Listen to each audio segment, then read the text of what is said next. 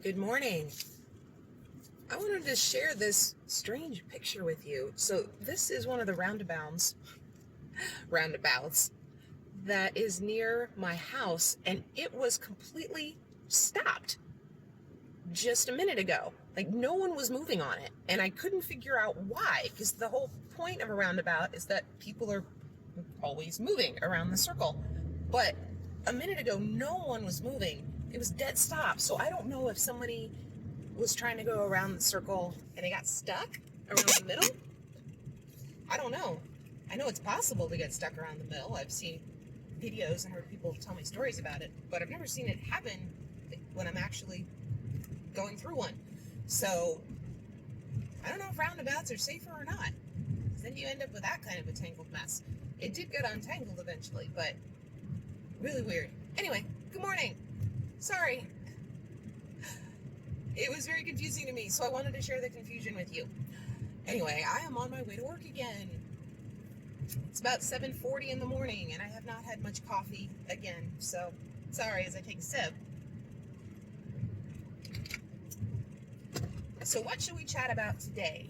I was going to talk about HeroLab Online, because we were talking about Pathfinder 2nd Ed yesterday, and HeroLab was my computer program of choice when I was building my Pathfinder 1st Ed characters. Well, now they put it all online, so it is not a program that you have to install on your computer. You just go to HeroLab.online, I believe, or you can also just Google search HeroLab Online, and that is how you create Pathfinder 2nd Ed characters, and also how you create Starfinder characters.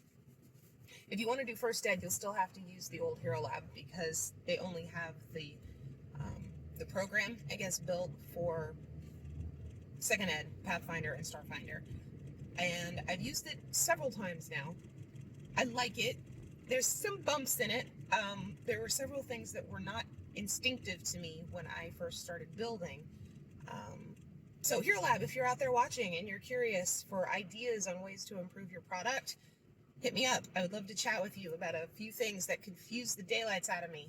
Eventually, Josh was able to help me through them, but one is the faction points. So in Pathfinder 2nd Ed, when you complete a scenario or complete a quest, you get points with your faction. And you sometimes also get points with a second faction, depending on the mission you went on. So if you went on a mission for the Grand Lodge, for instance, you would get points for that, even if Grand Lodge is not actually your faction. But the way I was entering them in, which made sense to me, was not the way that HeroLab understood it, and it gave me a ton more faction points than I actually should have had. So Josh had to go in and fix it, and I'm still not sure I entirely understand. I think I do. I think it is that you have to enter every single number into the faction point page, whether it applies or not. So even if it's just a bunch of zeros, you have to put that in. Otherwise, it gives you more faction points than you need. But at any rate, it didn't make much sense to me, so maybe either a better explanation at the top of the page or something. And the other one that got me was when I was trying to buy an elixir of life, a minor elixir of life, which is a minor alchemical item. And I was trying to buy that as a first level player. And I accidentally bought the formula for it, but I didn't buy the actual elixir. This is a problem. Because I'm not an alchemist, I'm a monk. So I had the formula, but I didn't actually have the elixir. And then when it came time to actually use it, it wouldn't let me use it. Well, of course it wouldn't let me use it. It's not an actual elixir, it's a formula. And I was so frustrated with it.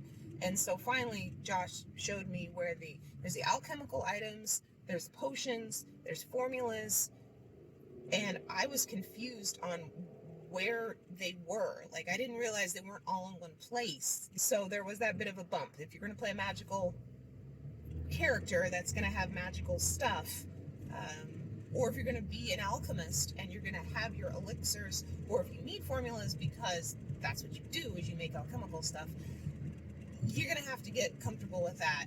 There might be some tutorials about how to use HeroLab Online. I honestly don't know. I should go and look for that because I bet those would help me. I figured out most of the bumps just by trial and error now, but it might still be a good idea to be taught by someone who actually knows what they're doing with it. So what about you guys? Have you guys done HeroLab Online, or do you still have the old HeroLab, or are you a pen and paper? Let us know. It would be fun to chat about people's thoughts about building characters, paper versus electronic, pros and cons to it. So let me know down in the comments. So I'll plan to talk to you all after work. All right, so I have to correct myself from earlier. It is not the Grand Lodge, it is the Grand Archive. Grand Lodge was one of the factions in First Ed Pathfinder, and Grand Archive is the one in Second Ed. I'm sorry. I stand corrected. Forgive me. I am sorry if it sounds like you're in a wind tunnel, because it is really hot, and I had to turn on the air conditioner. It is absolutely necessary. So I'm sorry. I have the speaker on my phone, again, facing that way. It's not facing down, so I hope it's a little bit better, but I'm sure you can hear the air conditioning blasting, so I'm sorry. Well, while we are on corrections and confessions, I have a confession to make. That confession is that I have never seen Ghostbusters, the original movie. I know, I can hear you all gasping through the screen. Like, what kind of a geek are you? I have never seen it all the way through. I have seen clips, I have seen parts, but I have never seen the movie start to finish. However, I have played Ghostbusters, the board game. The original, I have not yet played the expansion, but I have played the original because we own it, and it is very fun. So because of that, I am interested in seeing Ghostbusters, the original movie now.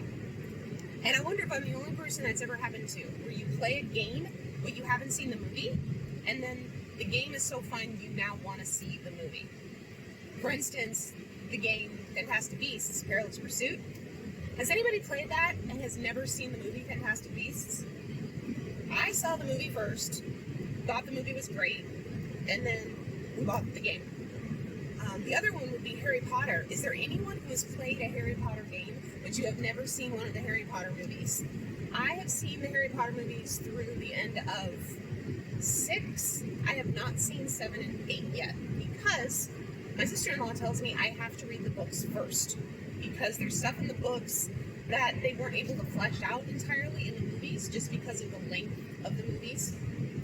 And then I need to read the books, and then I can see the movies. Well, I've stalled because I always get to the middle of book 5, and then with Dolores Umbridge, I struggle with that book so badly.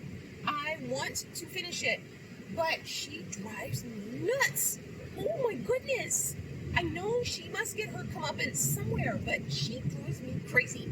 And so then I get stuck in 5, and then I stall, and I don't finish it, and then I'm like, oh crap.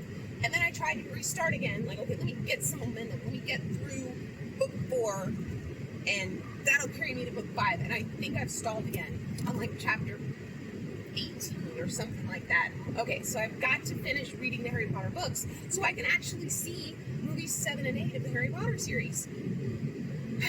Okay, so there's a couple of my confessions. Anyway, I like the Ghostbusters board game. I'll go back to that. It's very fun. We have played it, Josh and I have played it as a 2-player, where he plays 2 characters and I play 2 characters. He normally plays Venkman and Spengler, and I normally play Stans and Zedmore. And we have also played it with our friends Lance and Vanessa. You know Lance, of course, from the podcast. Him and Vanessa, they both played with us. We played over Zoom. They set up the board at their house. They put the camera on the board, and then we have the cards in front of us, along with our experience trackers. We have dice. We have slime tokens. And so we play. We just pretend that we're in a big circle, but they're at their house and we're at our house. So that's why I wondered if Zoom could possibly be so proof how hot it is. It is so hot in my car. Keep left. That last video completely died because my phone stopped using the camera because the phone got too hot. It gave me an error that said camera cannot be used because phone is too hot. Please allow phone to cool off. I'm like, holy cow! It's so hot in my car that my phone might melt. That is bad. So I actually took my phone out of the case. Keep right at the fork. Thank you, Google. Took it out of the case so that it would cool off so that I could actually finish this video. So basically, we use Zoom to play Ghostbusters, the board game. You got that. That's why I wondered if Gen Con's going to be using Zoom for their board games. Possible. We'll see what happens. So on that note, I will end this video at this point. This is Dr. Deb signing off.